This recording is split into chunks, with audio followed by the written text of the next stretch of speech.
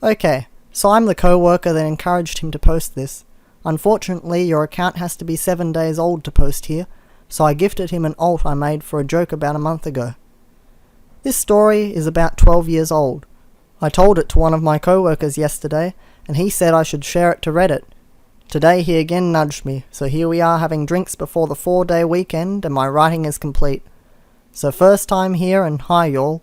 Sorry if there are typos. I included a TLDR at the end.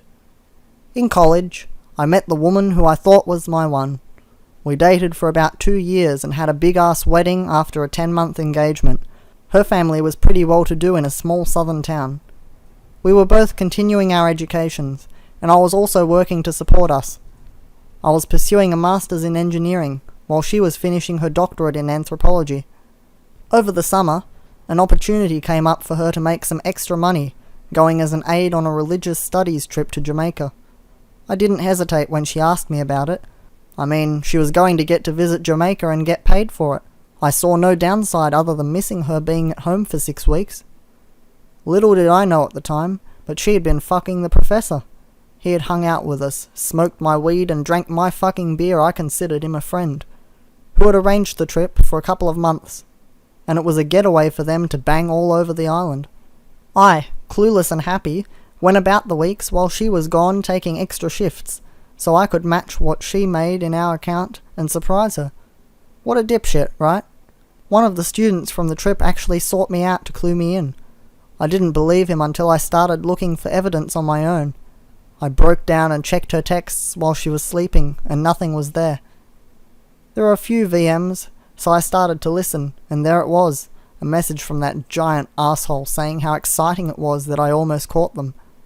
I opened up her laptop and hit the emails after that, and it was piles and piles of shit, making fun of me for not knowing, fucking in our bed and laughing about it.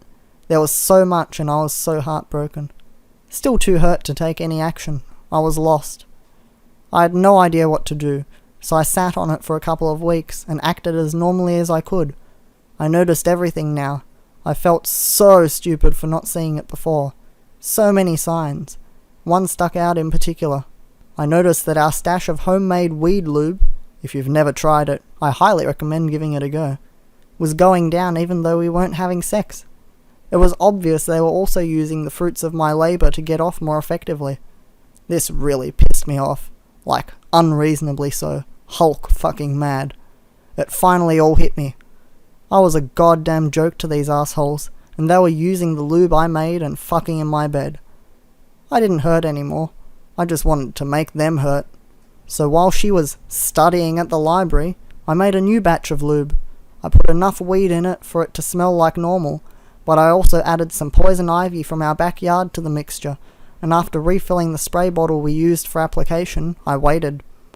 A few days go by and I'm working extra so I can be out of the house more, and bam, bait taken. That night after she goes to sleep, my plan goes into action. I sneak her phone away and delete my contact, while replacing his phone number in his contact as mine. I go to bed but can't sleep because it feels like I'm 5 and tomorrow is Christmas. Dawn arrives and she's in the shower.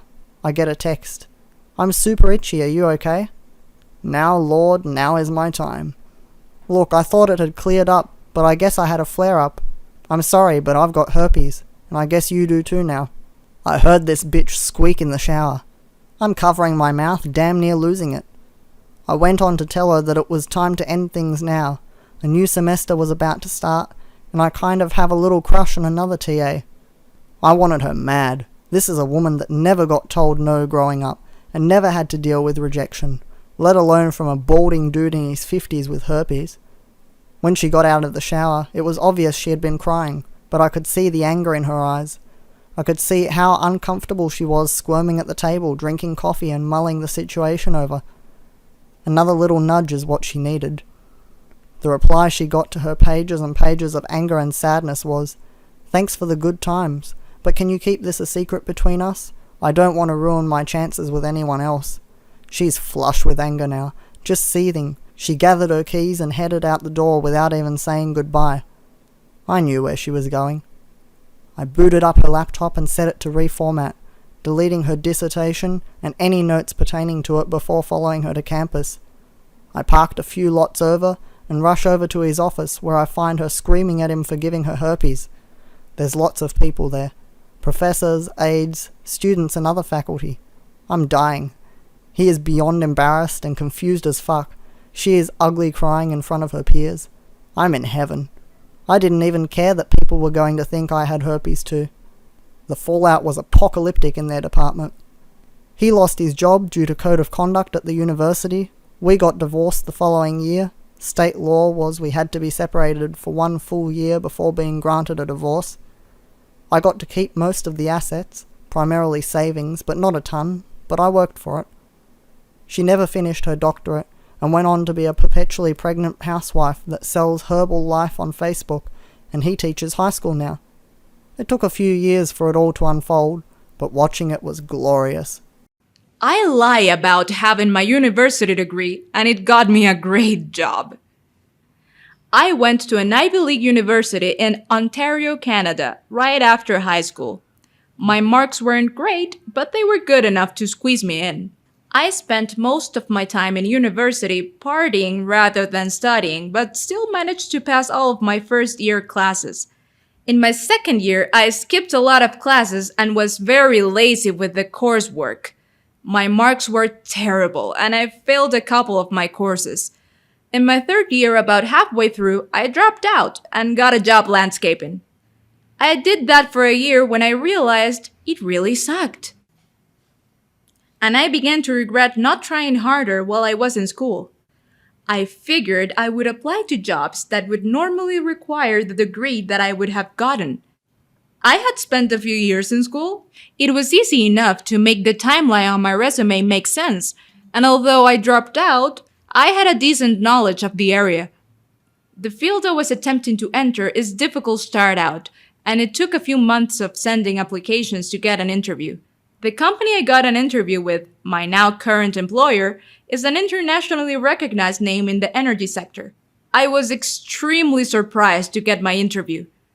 One of the documentation requirements was university transcripts, and with an hour or two in Photoshop, I had my proof of graduation. I sent in the papers with the other requirement information and never heard anything back describing any problems with my records. I ended up going through 3 interviews in the process and received a position. I have now been working with this company for almost 5 years.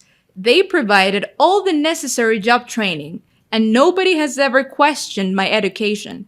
I entered with a starting salary of 72,500 Canadian dollars and received annual raises. Upon hiring me, I was told that the management staff was quite impressed with me through the hiring process and that they usually only hire applicants with minimum requirement of a master's degree. I basically shat my pants every day while in the interview/training process, but now I don't really think about it, ever. I didn't tell my university friends I faked having my degree. The only people that know I did this are my parents. By far, I'm still doing well. Maybe I will tell you the story when I get exposed.